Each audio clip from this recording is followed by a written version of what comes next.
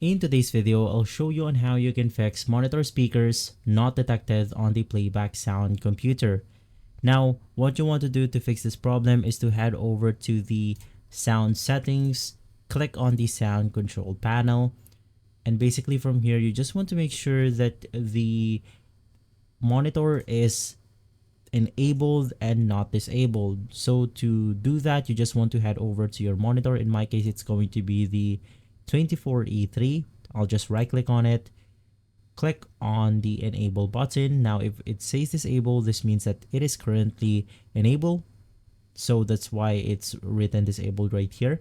You can also click on the test button to see if it works perfectly, and you can also click on the configure speaker after making sure that it works perfectly. And now you can detect it right here.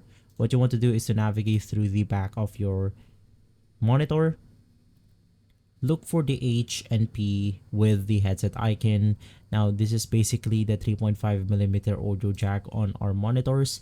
You want to plug your device right here, navigate through the monitor system settings, and then you want to turn the volume up to whatever amount or value you want. From there, you can now turn up the volume onto the system or Windows computer itself, and from there you are basically good to go. If this video has been helpful, leave a like, subscribe, and follow Guide to Everything for more videos like this. Thanks for watching.